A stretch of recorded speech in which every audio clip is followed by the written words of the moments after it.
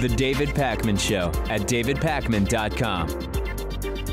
There's a new top human rights investigator report, which is saying, the investigator is saying, the report is saying, I don't know if that's who or which, grammatically ambiguous start to the bonus show today, that the Trump administration's, the United States under the Trump administration is failing the poor.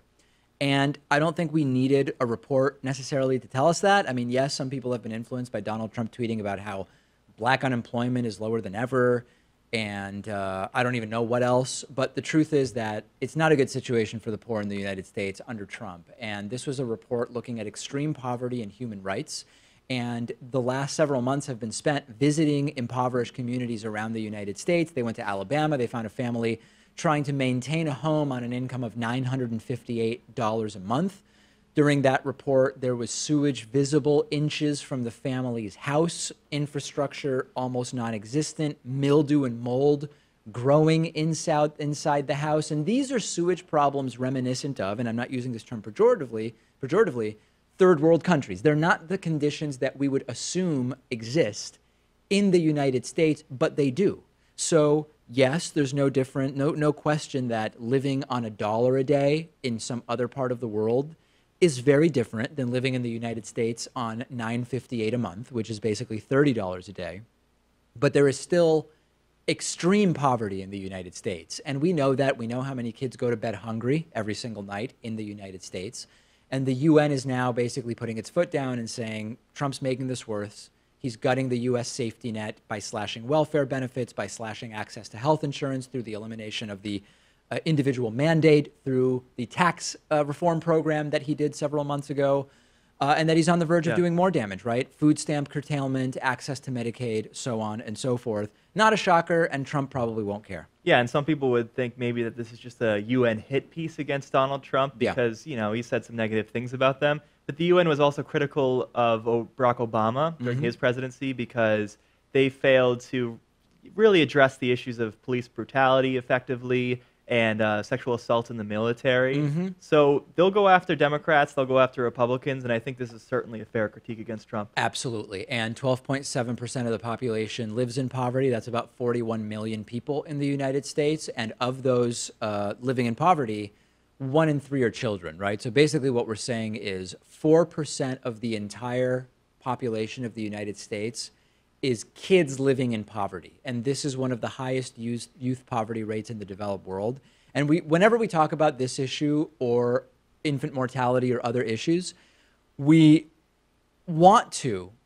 should be comparing ourselves to countries at our level of development, right? Because really, we want to compare ourselves to countries like Switzerland and France and Norway, right? Countries that are at our level of development.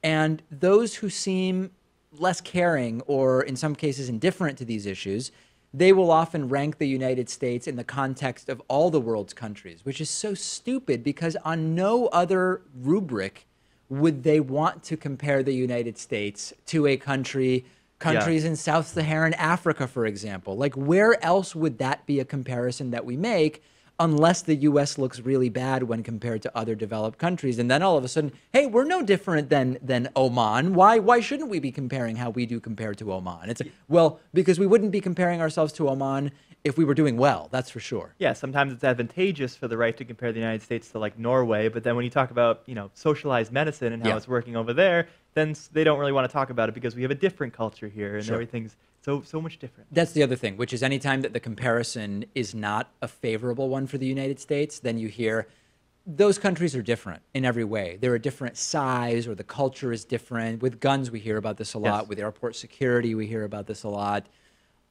Anyway, depressing, no surprise. Do you think Trump even cares? Like, do you think he hears that, look, Mr. President, the UN has put out a study which says that your policies are bad for the poor. Like, does that even register for Trump? If he does care, it's that he cares selfishly because it could potentially impact his re-election chances. I guess. Because, you know, poor people by and large voted for Trump even though they were voting against their best interests. So if people's situations when it comes to being able to get food for their family or they lose their health care, if all that worsens, maybe they would vote for the Democrat in 2020. Aside from that, I don't think Trump really cares. He cares about the political implications of it, is effectively what you're saying.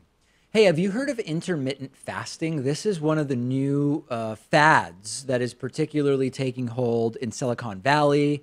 And basically, the idea is you take a break from all eating for anywhere from 16 to 18 hours to several days. When I first heard about this a few years ago, the idea was you stop eating at 6 p.m.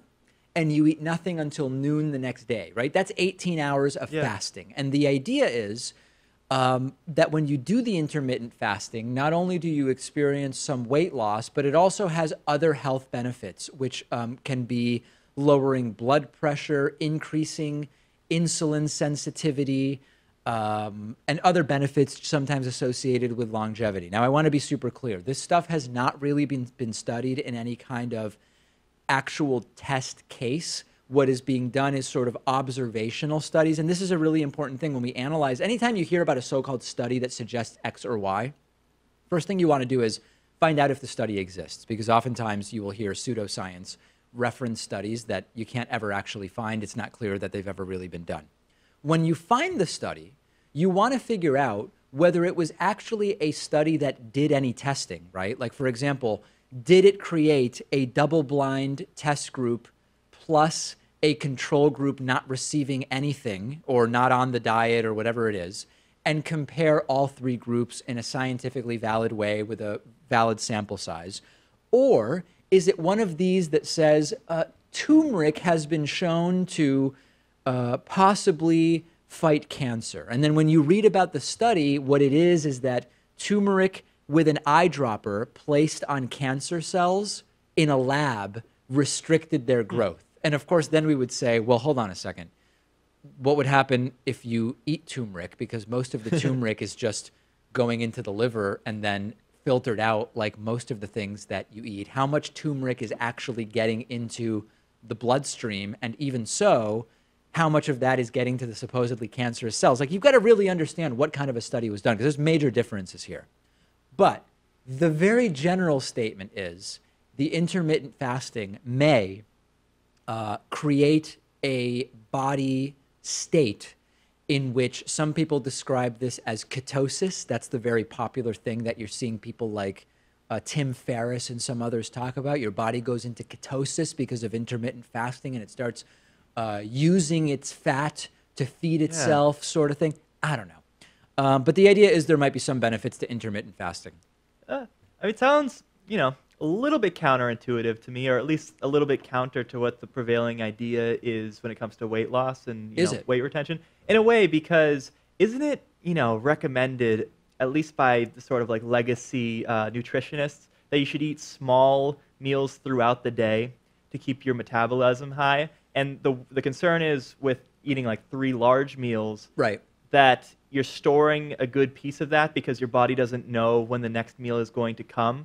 So it could cause you to gain weight. I think if you're doing that in a 24-hour span, it would cause your body to keep a whole bunch of that, so you have this extra fat storage. But apparently that's not what the study suggests. That's the thing. A lot of these things are contradictory.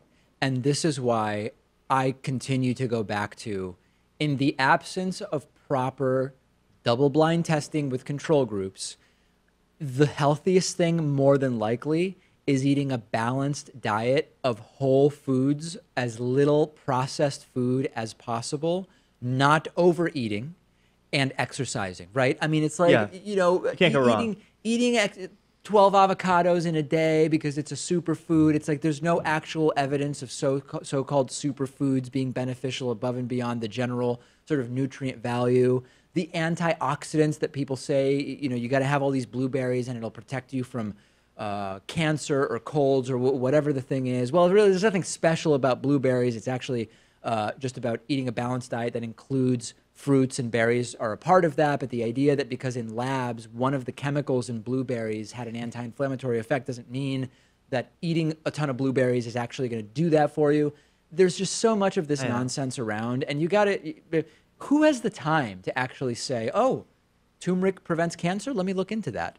Oh, okay, well, here's what they actually did, and it doesn't really make as much sense, and how much turmeric would I really need to have, even if it did make sense or worked? People are busy. You can't do that. And I continue to think that the best thing you can do is limit processed foods, cook at home to the extent that is possible, a diverse diet, What else can I tell you? Well, if it was proven to you without a shadow of a doubt that intermittent fasting is optimal for your health, and, Yeah. maybe you should eat within an 8-hour time period every day and then fast for 16. Sure. Would you start doing that? I feel like I would have a very tough time with that, especially falling asleep on an empty stomach. Like, that's not something I'm willing to do.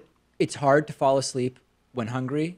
I find it much easier to, like, if I wake up on a weekend and let's say I have brunch, that I'm going to meet people for brunch at noon, and I wake up at 8:30, but I don't get up right away. Like, if I got up right away, I would have breakfast because brunch isn't till noon.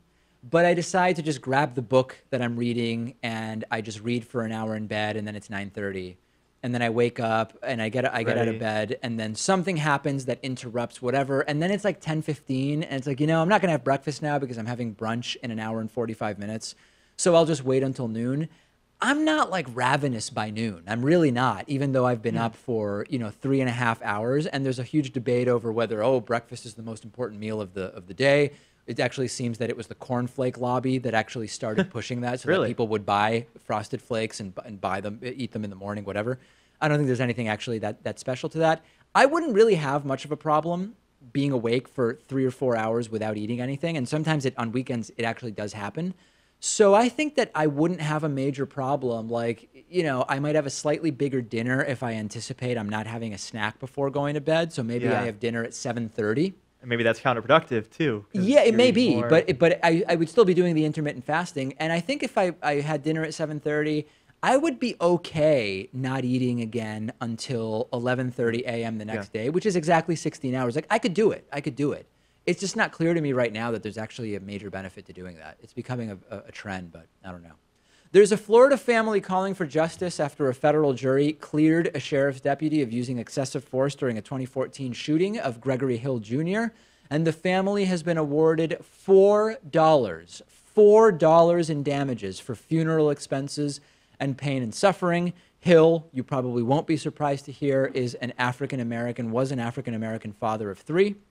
He was fatally shot by a white police officer, sheriff's deputy, who responded to a noise complaint. A mother picking up her child at a school across the street from his home heard him playing music in his garage and called in the complaint. Police showed up. They knocked on the garage door and the front door, according to the lawsuit that was filed. After Newman knocked on the doors, the garage door opened, revealing Hill within the comfort of his garage and home.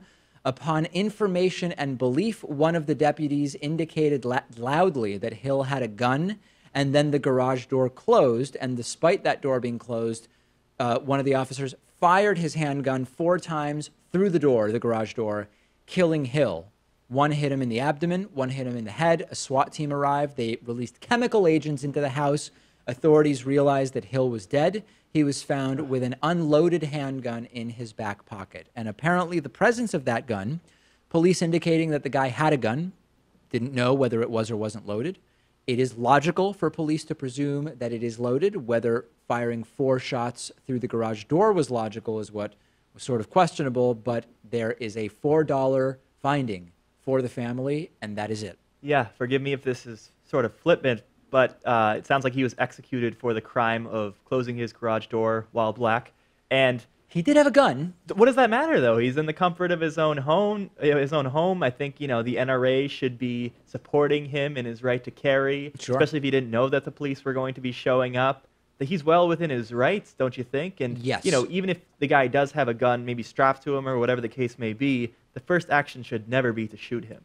Is the closing of the garage door when police are trying to have an interaction an aggravating factor, or is it merely someone closing a door like they have the right to close their front door if they don't want to talk to police, for example? Yeah, and the police don't have a warrant in that case, although they were called, so it sounds like they could maybe do a little bit more than just knocking on the door, and maybe they could barge in. If it's a noise complaint, right? So let's imagine police get a call and they say, "I hear a little kid crying.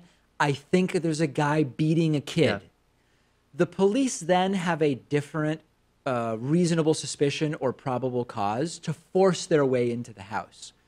A noise complaint, if someone closes a garage door, or we have to think of closing a garage door like closing a front door, right? I mean, legally speaking, they're similar actions. You're just closing a door. You don't have to speak to police. They may insist that because they were called, you have to let them in. Depends on state law.